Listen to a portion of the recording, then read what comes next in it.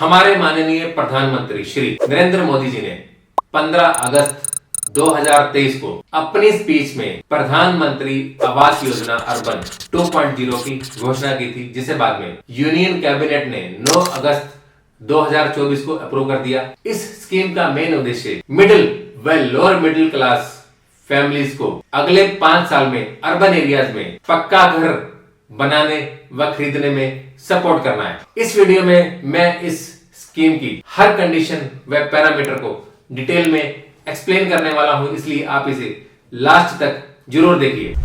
Hello friends, I am Rajesh Kumar, founder of real Indian money, your partner in growth and success. Friends, 1 सितंबर 2024 से PMAY 2.0 implement हो चुकी है। Means यदि आपने कोई भी होम लोन 1 सितंबर 2024 या उसके बाद अवेल किया है तो आप इस स्कीम के लिए एलिजिबल है। यदि आपका लोन 1 सितंबर 2024 या उसके बाद सैंक्शन या डिसबर्स हुआ है तो आप इस स्कीम के लिए एलिजिबल हैं। अब हम बात करते हैं फाइनेंशियल बेनिफिट्स की। तो इस स्कीम के अंडर हर कैटेगरी में 4% पर एनम के हिसाब से आने वाले 5 साल तक आपको सब्सिडी दी जाएगी। मींस सब्सिडी का जो अमाउंट है वह आपको एक मुश्त नहीं मिलेगा, वह आने वाले 5 साल में हर साल आपके लोन में क्रेडिट किया जाएगा। सब्सिडी का जो मैक्सिमम अमाउंट है वह रहेगा 1.80 लाख, मींस 36,000 पर एनम के हिसाब से हर साल लोन अकाउंट में सब्सिडी के अमाउंट को क्रेडिट किया जाएगा। अब इससे पहले जो स्कीम आई थी उसके अंदर मैक्सिमम अमाउंट था 2.67 लाख, वह सब्सिडी का अमाउंट एक मुश्त आपके लोन अकाउंट में क्रेडिट कर दिया गया था, बट इसमें ऐसा नहीं है। सेकंड, आपके लोन का मैक्सिमम अमाउंट 25 लाख या इससे कम होना चाहिए। मींस यदि आपका होम लोन 25 लाख से ऊपर है तो आप इस स्कीम के लिए एलिजिबल नहीं होंगे। थर्ड, जब भी सब्सिडी का अमाउंट क्रेडिट किया जाएगा उस समय आपका आउटस्टैंडिंग लोन अमाउंट 50% या उससे अधिक होना चाहिए। मींस यदि आपने पार्ट पेमेंट करके अपने लोन को बंद कर दिया या रिड्यूस कर दिया 50% से ज्यादा तो आपको फर्दर सब्सिडी का अमाउंट नहीं मिलेगा। अब हम बात करते हैं इनकम पैरामीटर्स की। तो एज पर स्कीम फैमिली को 3 कैटेगरीज मींस फैमिली इनकम को 3 कैटेगरीज में डिवाइड किया गया है। पहली category economically weaker section EWS, जहां आपकी फैमिली की टोटल इनकम 3 लाख रुपए तक होनी चाहिए। Second category low income group LIG, जहां आपकी फैमिली की टोटल इनकम 6 लाख रुपए तक होनी चाहिए। Third category middle income group MIG, जहां आपकी फैमिली की टोटल इनकम 9 लाख रुपए तक होनी चाहिए। मींस यदि आपकी फैमिली की टोटल इनकम 9 लाख रुपए तक है तो आप इस स्कीम के लिए एलिजिबल है। अब हम बात करते हैं फैमिली डेफिनेशन की। यहाँ फैमिली से क्या मतलब है? Husband, wife, unmarried, boy and girl, इन सब की जो भी टोटल इनकम होगी वह आपकी फैमिली की इनकम मानी जाएगी। यदि इन सब मेंबर्स की टोटल इनकम 9 लाख रुपए तक की है तो आप इस स्कीम के लिए एलिजिबल है। बट यदि इन सब की टोटल इनकम 9 लाख रुपए से ऊपर है तो आप इस स्कीम के लिए एलिजिबल नहीं होंगे। अब हम बात करते हैं प्रॉपर्टी कंडीशंस की। तो सबसे पहले आपकी प्रॉपर्टी की जो भी मार्केट वैल्यू है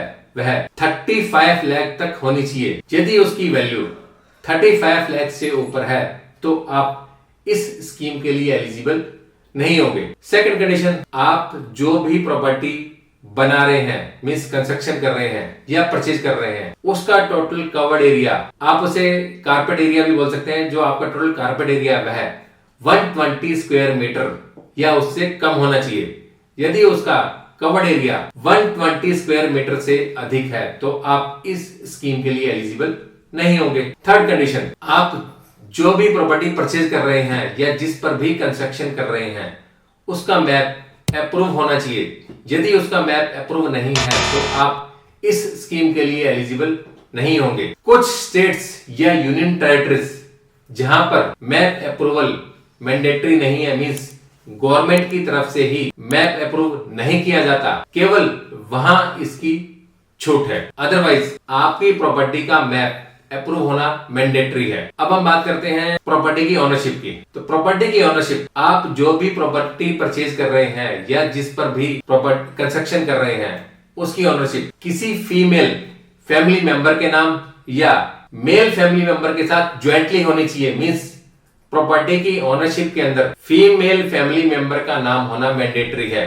यदि वह नहीं है तो आप इस स्कीम के लिए एलिजिबल नहीं होंगे। जो मोस्ट इंपॉर्टेंट, इससे पहले पैन इंडिया आपके या आपके किसी भी फैमिली मेंबर के नाम से कोई भी पक्का घर नहीं होना चाहिए। मींस यदि आपके नाम प्लॉट है चलेगा, आपके नाम कोई घर है लेकिन वो पक्का नहीं है चलेगा, बट किसी भी फैमिली मेंबर के नाम पहले अगर कोई पक्का घर है तो आप इस स्कीम के लिए एलिजिबल नहीं होंगे। अब हम बात करते हैं इन एलिजिबिलिटी क्राइटेरिया, मींस वो ऐसी कौन कौन सी कंडीशंस हैं जो आपको इस स्कीम में इन एलिजिबल बनाएंगे। सबसे पहली चीज प्रॉपर्टी, जैसे कि मैंने पहले ही बता दिया कि इससे पहले किसी भी फैमिली मेंबर के नाम से कोई भी पक्का घर नहीं होना चाहिए। अगली कंडीशन, यदि दो फैमिलीज मिलकर प्रॉपर्टी परचेज कर रही हैं तो बाद में कोई एक फैमिली अलग से इंडिविजुअली अपने नाम से इस स्कीम में सब्सिडी अवेल नहीं कर सकती। अगली कंडीशन, आप जो प्रॉपर्टी परचेज कर रहे हैं यदि उस पर ऑलरेडी ओनर ने जिससे आप प्रॉपर्टी ले रहे हैं अगर इस स्कीम के अंडर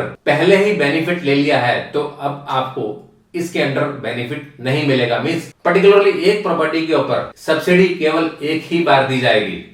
अगली कंडीशन, आप अगले 5 साल तक, मींस जब तक आपको सब्सिडी मिलनी है, अपने लोन को किसी भी दूसरे बैंक या फाइनेंशियल इंस्टीट्यूशन में ट्रांसफर नहीं कर सकते। मींस इनिशियली आपने जिस भी बैंक या फाइनेंशियल इंस्टीट्यूशन से लोन लिया है, आपका लोन वहीं पर चलना चाहिए, आप उसको दूसरी जगह ट्रांसफर नहीं कर सकते। अगली कंडीशन, इनिशियली आपने किसी एक बैंक या फाइनेंशियल इंस्टीट्यूशन से लोन लिया जिसका रेट ऑफ इंटरेस्ट हायर है, आपने डिसाइड किया कि मैं सब्सिडी को यहां अप्लाई नहीं करूंगा, पहले किसी दूसरे बैंक या फाइनेंशियल इंस्टीट्यूशन में ट्रांसफर करवा लेता हूं लो रेट पे, उस समय सब्सिडी के लिए मैं अप्लाई कर दूंगा। बट उस कंडीशन में भी आप सब्सिडी के लिए प्रोसेस नहीं कर सकते, बिकॉज सब्सिडी को प्रोसेस करने के लिए इनिशियली फर्स्ट टाइम आपने जिस बैंक या फाइनेंशियल इंस्टीट्यूशन से लोन लिया उसी के थ्रू आपको सब्सिडी को प्रोसेस करना पड़ेगा। अगली कंडीशन, यदि पिछले 20 साल में आपने सेंट्रल गवर्नमेंट, स्टेट गवर्नमेंट या और किसी भी तरह की हाउसिंग स्कीम में अगर किसी भी टाइप की सब्सिडी को अवेल किया है तो आप इस सब्सिडी को अवेल नहीं कर पाएंगे। मींस आप इसके लिए इन एलिजिबल होंगे। यदि आप इन सारे पैरामीटर्स को ध्यान में रखेंगे तो आप इजीली इस सब्सिडी को अवेल कर सकते हैं। अब इस सब्सिडी को अवेल करने के लिए आपको क्या करना है, आपको गवर्नमेंट ने अलग से इसके लिए एक पोर्टल बनाया है जिस पर जाकर आपको रजिस्टर करना है। वह आपकी बेसिक इंफॉर्मेशन KYC वहां पर अपलोड करनी है। साथ में आपको 500 रुपीज के स्टाम्प पेपर पर जो प्रिस्क्राइब फॉर्मेट है एक एफिडेविट अंडरटेकिंग देनी पड़ेगी। यदि आप भी चाहते हैं कि बाकी के लोग इस इंफॉर्मेशन का ज्यादा से ज्यादा फायदा उठाएं तो आप इसे ज्यादा से ज्यादा लोगों को शेयर कीजिए ताकि आपको यह क्लैरिटी मिल सके कि क्या आप इस